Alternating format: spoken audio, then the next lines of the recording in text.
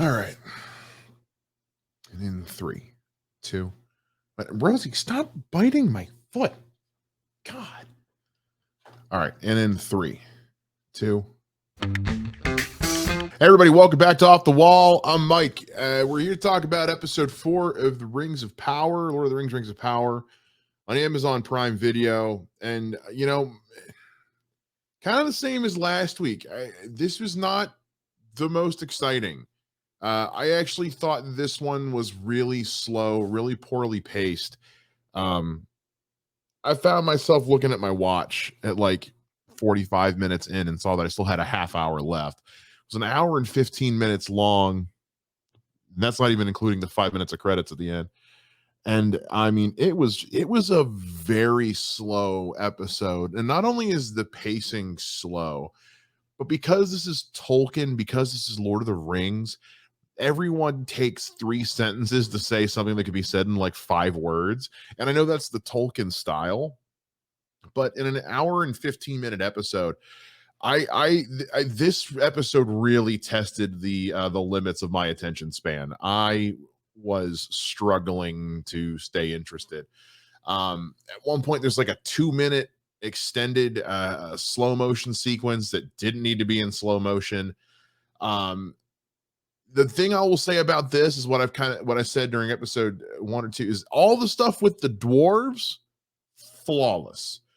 All the stuff with the dwarves is amazing, and like I almost kind of wish that was the whole show. All the stuff with Elrond and the dwarves is amazing, and that stuff I was eating up. Everything else with Galadriel and the humans and the elf being held at the orc prison, I really just didn't care. The stuff with the Sildor was dull.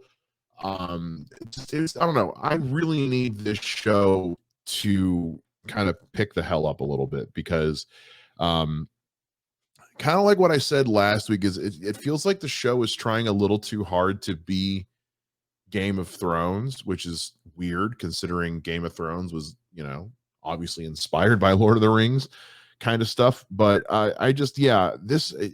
they're trying to do this whole thing that Lord of the Rings or the Game of Thrones did, where it's like all these different characters and all these different subplots and all these different conversations and all that. Whereas with Game of Thrones, it was always progressing the story forward and developing character. Here, it just felt like an exposition dump, and I was so bored. And it's a bummer because like the first 2 episodes I really enjoyed. Last week's I felt like was just kind of and this one I thought was really dull. I'm and I got 6 more episodes of this for this season, so I'm gonna need this to really pick up the pace. And that says a lot too, because like I'm usually the guy who openly defends longer, deliberately paced things like the Batman. It's 3 hours long. I think I watched it every day for like 2 weeks when it came on HBO Max. I love that movie. I don't mind when something is long and even slower pace, as long as it's interesting. And just unfortunately, nothing here has been all that interesting. And I'm starting to really feel like, because I'm not as tapped in as a Middle Earth fan, that's part of the problem. I feel like if you're really into Tolkien, this is probably more interesting for you. For me, I'm just kind of like I'm already a little tired of talking about Sauron coming back. Like, he's coming. I don't think he's coming. No, he's totally coming. I don't know if I believe he's coming or not. Oh wait, hey, our tree just shed a bunch of white petals. Yeah, okay, I guess we all like the elves now. It really, really came out of nowhere. And I didn't need kind of like in typical Tolkien fashion, I didn't need a fake out ending for this episode, because it looks like they're just going to send Galadriel off on her own. And then suddenly we realize, oh no, actually we're going with her. We're just faking you out, making you think that's what's happening. Look, there's one lesson we should learn from any Lord of the Rings. I don't need fake outs. So yeah. Short review today, guys. I really don't have anything else to say. The show is really trying my patience. It was very dull. The acting's fine. It's just very dull.